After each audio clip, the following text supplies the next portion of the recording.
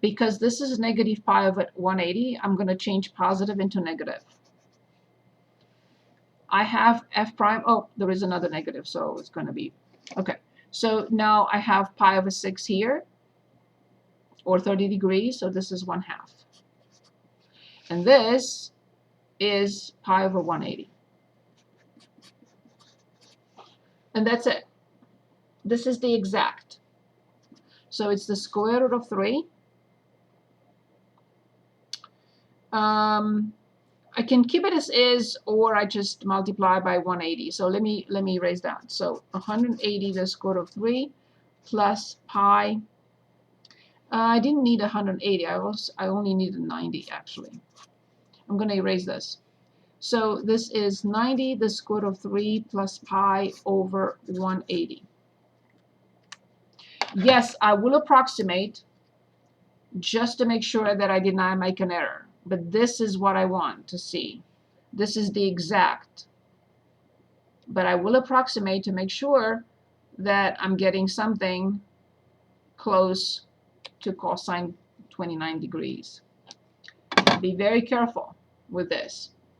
So I'm sharing my screen. I will plug in, where's my calculator? So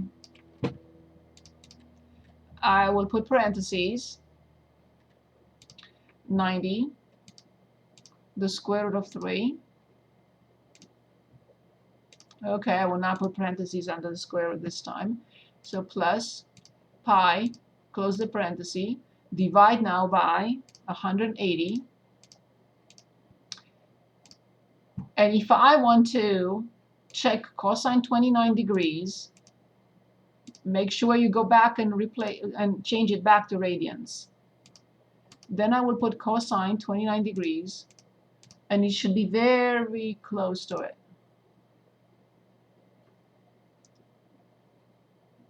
Okay? And now I go back so I don't forget. I want this in radians. Okay. Now that, oh, I didn't mean to stop sharing. Sorry about that. So now let's take a look at, where's my book? Okay. What was the other one? 43. Let's take a look at 43. The circumference of a sphere was measured to be 84 centimeters with a possible error of 0.5. So I'm on page 5. So this is 43. 84 centimeters and 0.5 centimeters. And use differential to estimate the maximum area and the calculated surface area.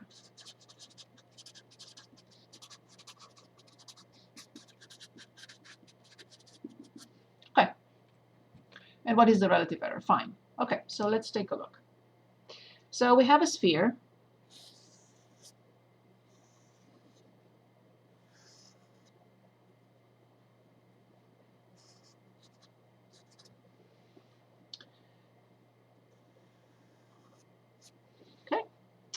And they're telling us that the circumference of the sphere is 84 centimeters. We know the formula is 2 pi r for a circumference, circle or sphere. So I need to identify what this is. I need to identify what this is. If we denote the circumference by c. So what is this given to us, and what is this? What are these? Because if I don't know what they are, I cannot continue.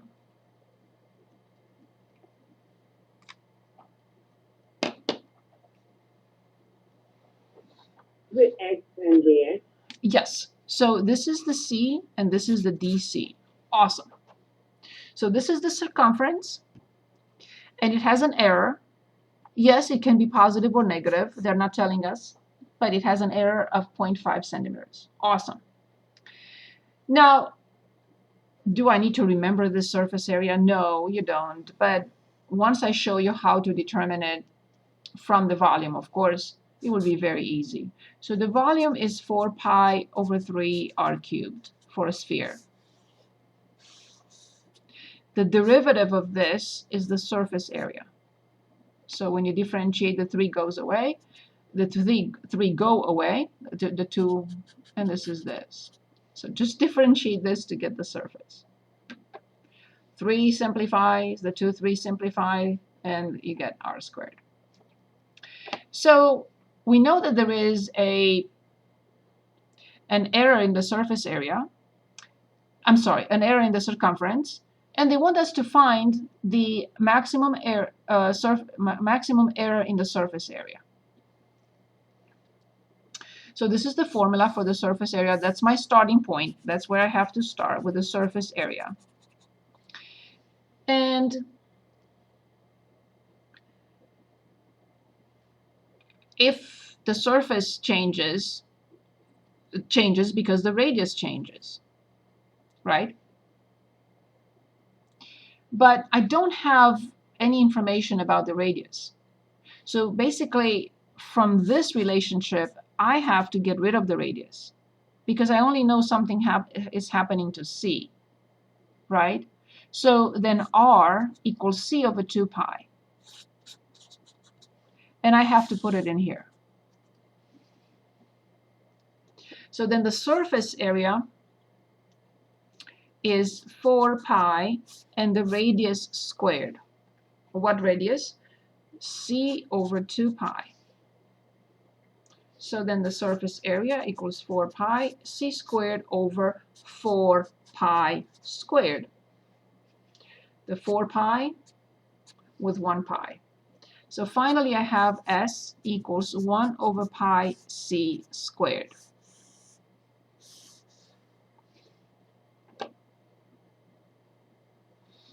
So why all this? Well, because this is the function and this is the independent variable. So I'm really asked to find ds. 2 over pi c times dc. And you can say, where are you coming up with this from? Where is this?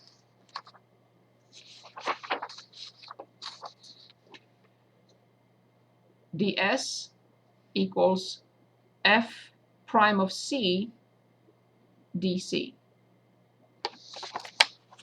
So this is a function of c.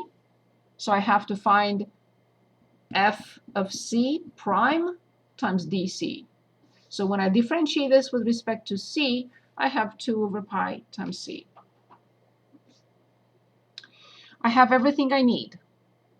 How come? Yes, I have this, which is 84.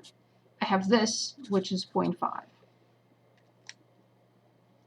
So then I have ds, the maximum error created by this, which is an error in C.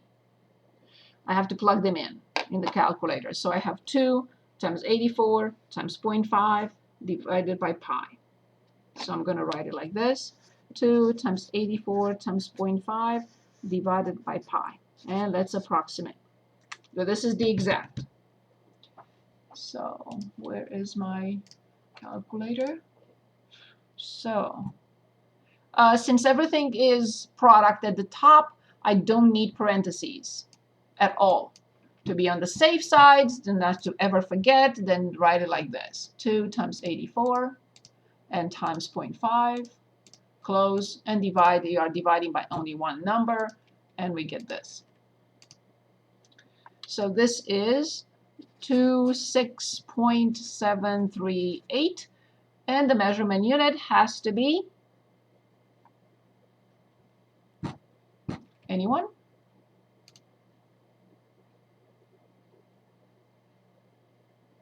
Centimeters squared. Thank you very much. It's not the rate of change, it's the differential. So this will not have 2 measurement units. Okay, so this was part A. Where am I?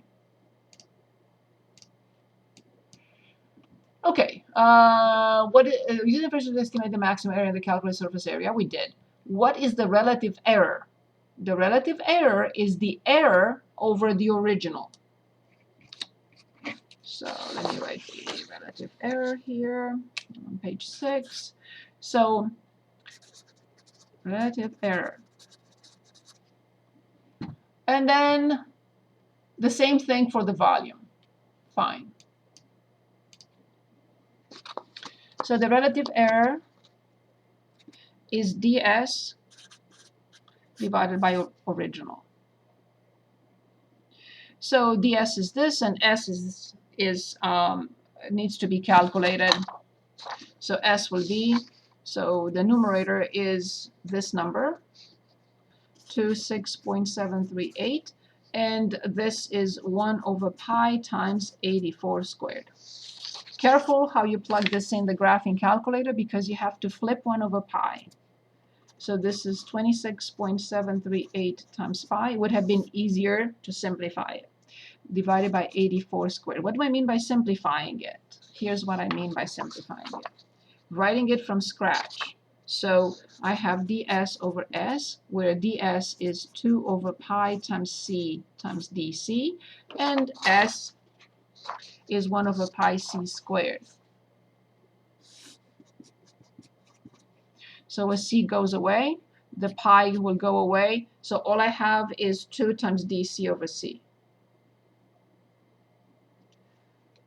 Okay, so 2 dc over c. Or this, same thing. This is easier, of course, than that. But I plugged in the numbers directly.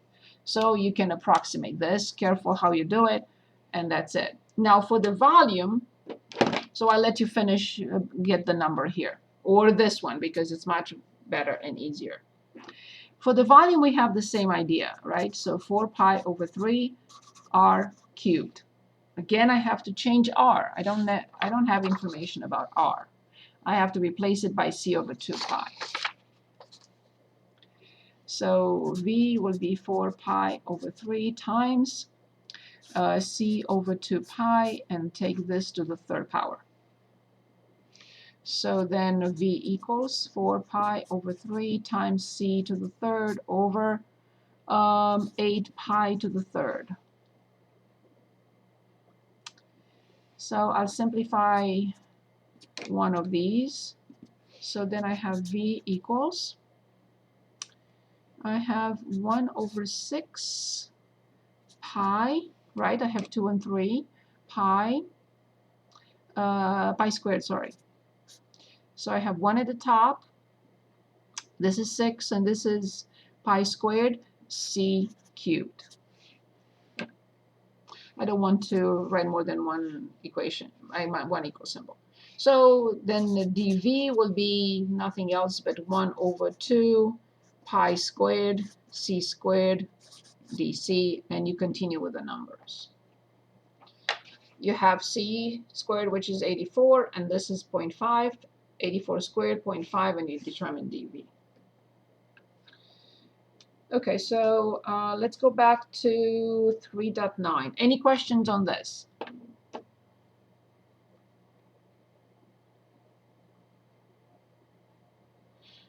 Okay, if you do find something, please stop me. Let's go back to, this is my page 7. And okay, so let me share again. Let's go to 3.9.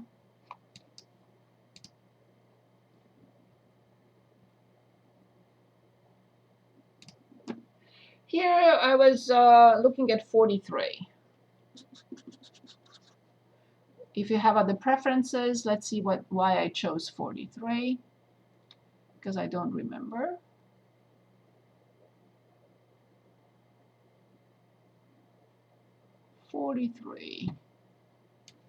Ah, I remember. Two sides of a triangle have length 12 and 15. Is this okay with everyone, or you want to choose something else? This one. Okay, 43, and this is in 3.9. Two sides of a triangle have length 12 and 15. Stop. 12, 15.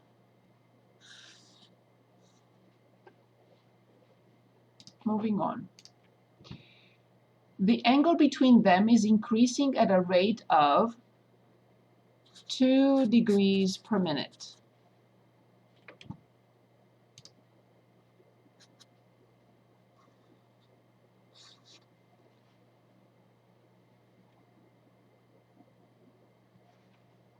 We need to stop and identify this.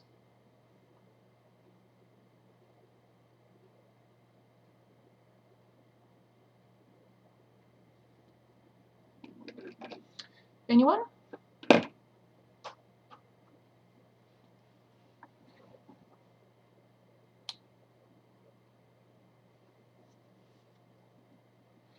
What do you think this represents?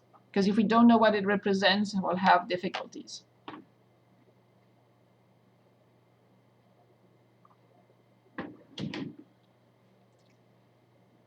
Anyone would like to give it a shot?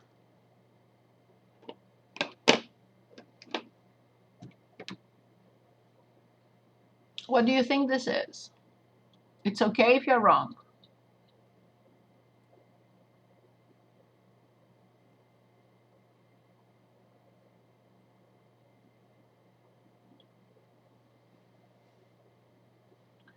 Anyone? Can Yeah. you repeat the question again, please? Say it again. Can you repeat the question again, please? I couldn't hear you, Victoria. Maybe it's my computer. Can you say it again?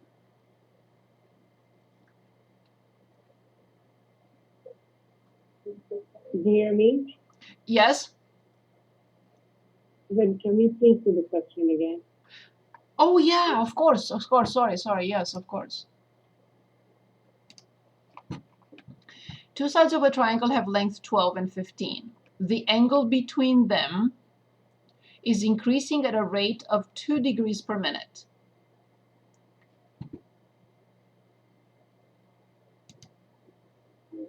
So is it going to be d alpha dt? It cannot be anything else.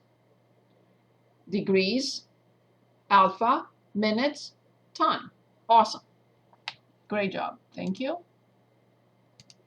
Moving on. How fast is the length of the third side increasing? So I'm going to denote the side by x.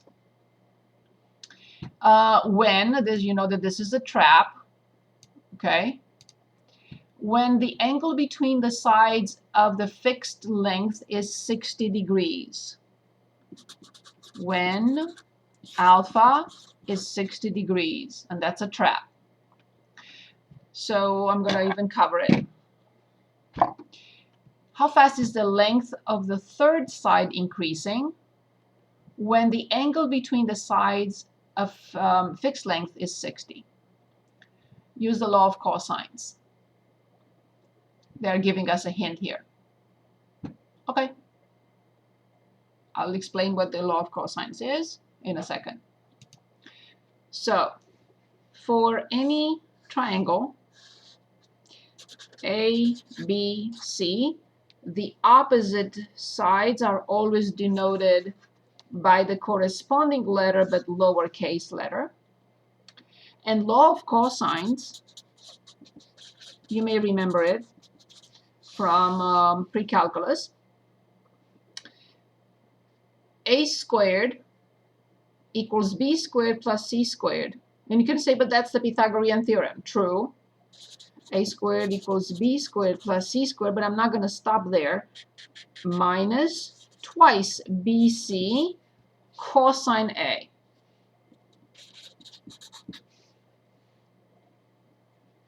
So A squared equals B squared plus C squared, but minus 2BC cosine A.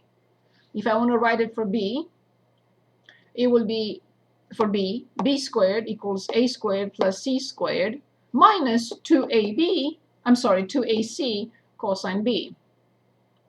If I want to write it for C squared equals A squared plus B squared minus 2AB cosine C. All is the opposite. Okay, So they're really asking us what? We have not established what they're asking us yet. So we have to write it. How fast is the length of the third side increasing when the angle between the sides of fixed length is 60? So they're asking us something when alpha equals, when alpha equals 60 degrees. And what is this? But I need to understand what the problem is asking me to determine.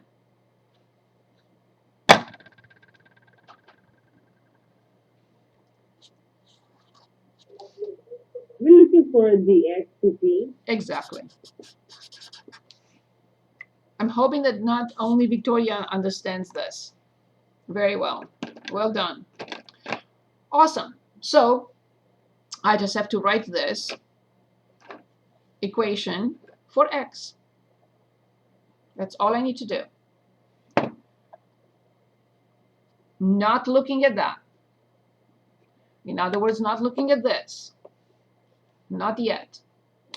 Good. So I'm going to write that x squared equals 15 squared plus 12 squared minus 2 times 15 times 12 and times cosine alpha.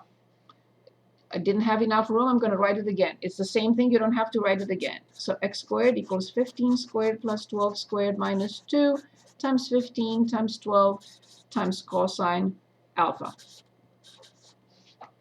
Okay. I will put a little dot under x and alpha. Why? Why did I put a little dot under x and alpha?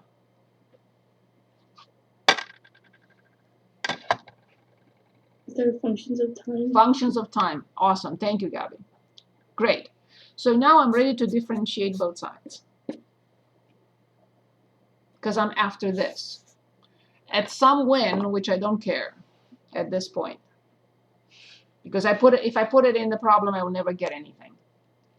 So remember, when is the trap?